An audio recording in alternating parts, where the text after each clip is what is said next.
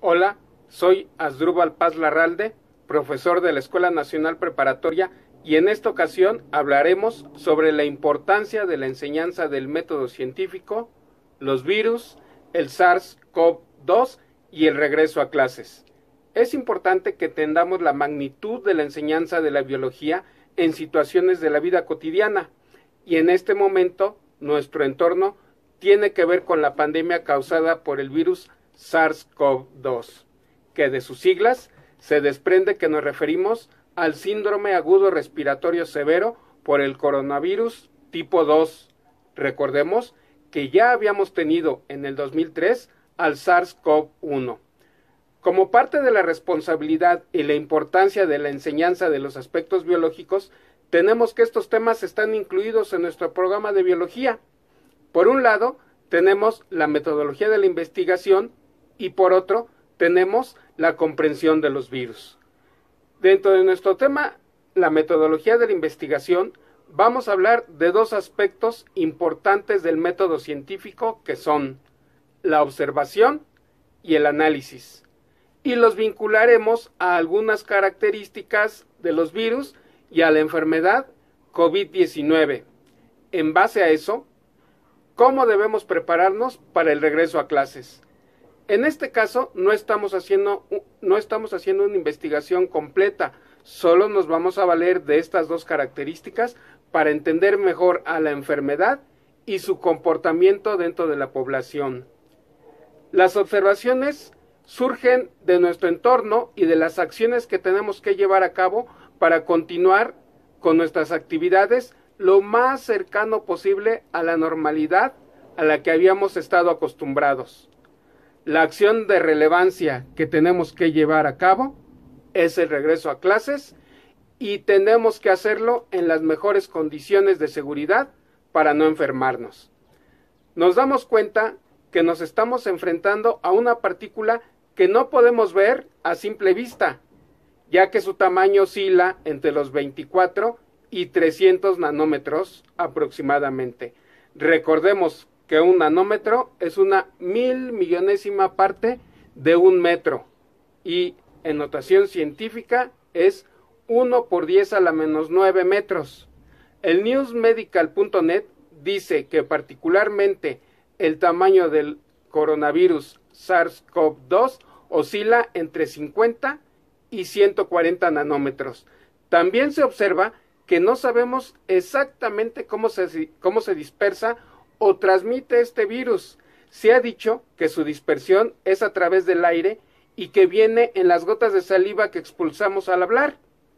Son tan pequeñas estas gotas que muchas veces no las vemos y se le ha dado el nombre de gotículas.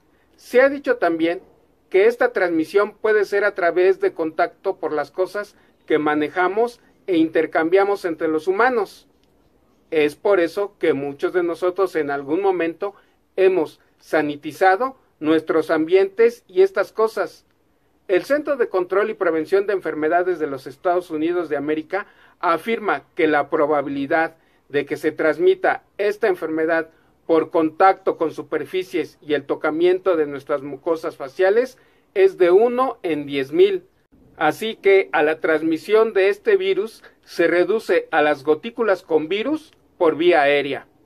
De alguna manera estamos especulando, pero con una base científica. Otra característica de los virus es que tienen una cubierta o película llamada cápside, que los protege, y también sabemos que con los detergentes y el alcohol se puede degradar esta cubierta, y es la razón por la cual se nos ha pedido a la población que tengamos cuidados extremos que incluyan el lavado frecuente de manos.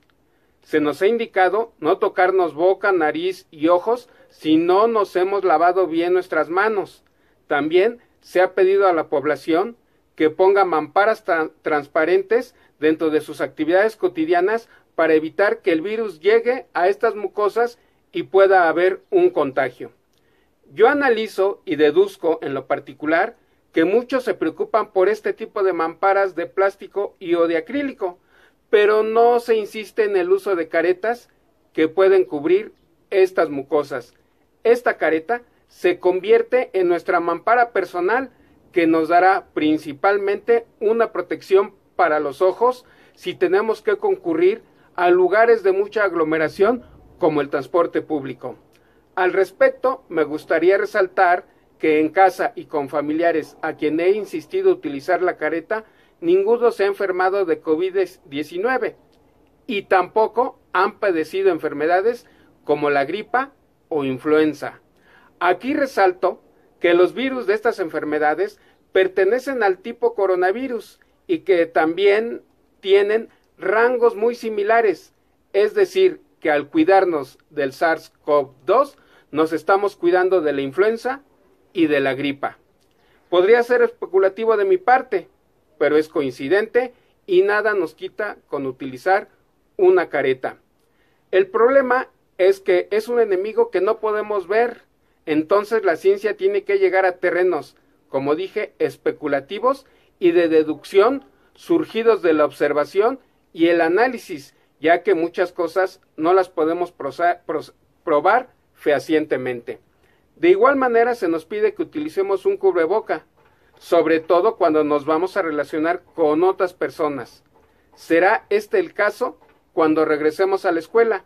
Generalmente nuestros salones están saturados cuando tomamos e impartimos nuestras clases. Se habla mucho de la eficacia del cubrebocas y de su especificidad en la protección.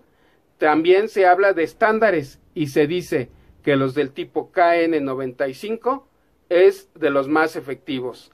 La importancia de su uso radica en impedir que las gotículas salgan cuando hablamos o entren cuando inhalamos o respiramos, como decimos comúnmente.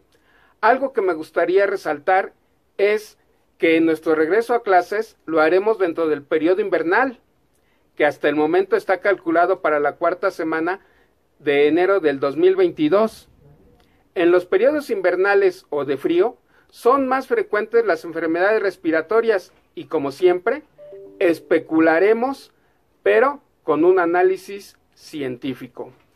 Una de las razones puede ser que estas gotículas permanezcan más tiempo en las partes bajas de nuestro entorno cuando hace frío y la posibilidad de inhalarlas sea más alta, contrariamente a las épocas de mayor temperatura, ya que al estar el aire más caliente, hace que estas gotículas se evaporen rápidamente o que suban junto con los virus por las diferencias de densidad en el aire que las arrastra.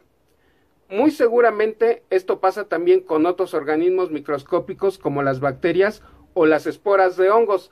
Recordemos que a ninguno de ellos los podemos ver a simple vista y que requeriremos de una investigación formal utilizando el método científico. Durante esta época invernal tenemos la práctica de cerrar nuestras puertas y ventanas para sentir menos frío, y lo que hacemos con estas acciones es evitar la ventilación que nos ayuda a llevarse de nuestro entorno cercano a las partículas microscópicas como virus, bacterias y esporas de hongos. En nuestro regreso a clases tendremos que atender las siguientes consideraciones sobre nuestro cuidado para evitar enfermarnos y contagiar a los demás. Empezaremos por la forma del traslado a nuestra escuela. El nivel de atención será en base a esta forma: si es en el transporte público, si nos llevan a la escuela en automóvil familiar o si nos trasladamos caminando. Es evidente que la posibilidad de contagio es mayor si nos movemos a través del transporte público, a diferencia de si lo hacemos caminando, ya que iremos al aire libre, o si lo hacemos en automóvil familiar, en donde iremos prácticamente encapsulados. Una vez entrando a la escuela, estas consideraciones podrán cambiar. Tendremos que atender las indicaciones que nos hagan las autoridades escolares y los profesores de nuestras clases. Entre ellas, es importante resaltar las siguientes: no quitarnos nunca el cubrebocas para hablar, de preferencia utilizar careta. Recordemos que se dijo que es nuestra mampara personal. Si no es necesario, evitar al máximo la comunicación personal con los compañeros que tengamos sentados de manera cercana, ya que estaremos en lugares relativamente cerrados, aunque tengan ventilación. Es recomendable ir bien cubiertos, dado que será necesario tener abiertas las ventanas y las puertas para tener ventilación dentro de nuestros salones de clases. Evitar en lo posible pedir cosas prestadas y también evitar al máximo el intercambio de materiales entre nosotros. Si tenemos que llevar alimento a la escuela, tratar de consumirlos lo más aisladamente posible y al aire libre. Será de mucha relevancia no compartir alimentos, ya que pueden ser vehículos de contagio. También tendremos que tener cuidado extremo al utilizar las instalaciones sanitarias.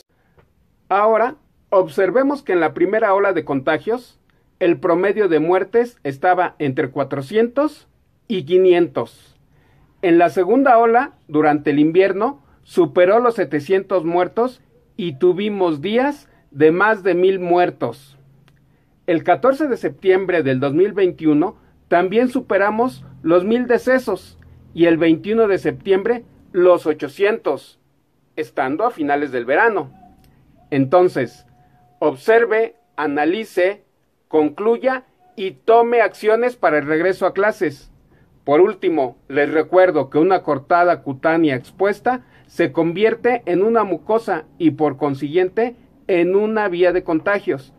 La biología, desde la enseñanza hasta la investigación, como la biología molecular y la biotecnología, tienen la responsabilidad de seguir aportando datos y estrategias para evitar contagios de SARS-CoV-2. Muchas gracias por haber atendido este trabajo, profesor Asdrúbal Paz.